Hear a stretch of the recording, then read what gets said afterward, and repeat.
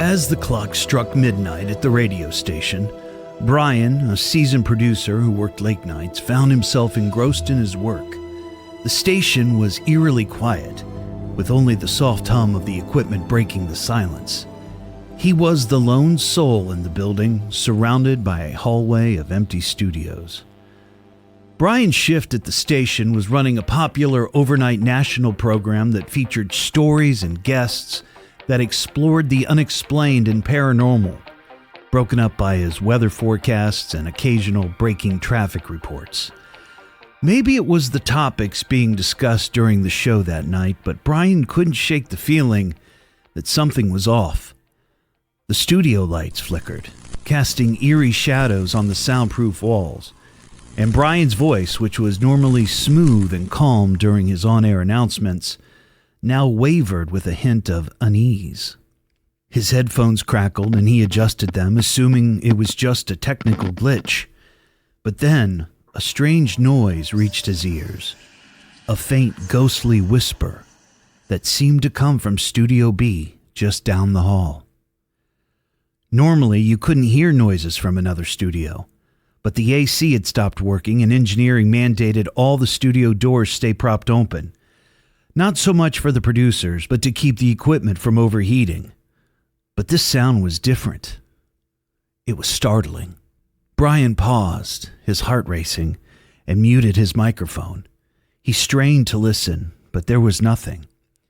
Perhaps it was his imagination, he thought. Late-night exhaustion and the spooky subjects on the radio could certainly play tricks on the mind. Resuming his duties, he couldn't shake the feeling he was being watched. Every corner of the dimly lit studio seemed to hide secrets. He glanced at the clock, hoping the hands would speed up and it would be time for the morning show to come in and relieve him from his anxiety.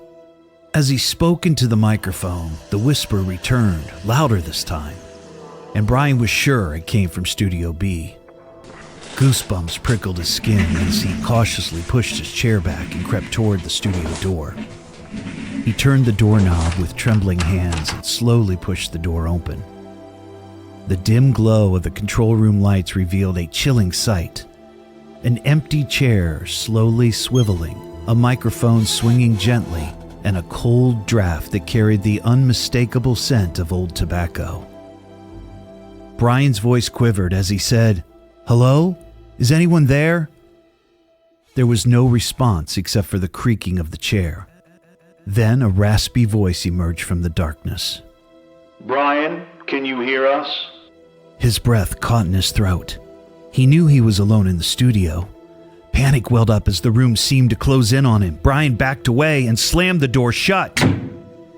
He was about to return to his studio, then heard another voice clear as day. "Brian, we've been waiting for you."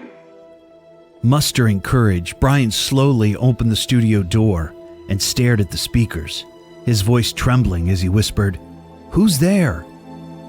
The voice responded, its tone neither malevolent nor friendly, but laced with an eerie calmness. "My name is Lou, and we've been waiting for someone to listen." Brian's mind raced with fear and curiosity. "Who are you? What do you want?" he said. "We are the forgotten voices of radio," it replied. "Trapped between realms, yearning to be heard." The studio lights flickered, casting eerie shadows around him.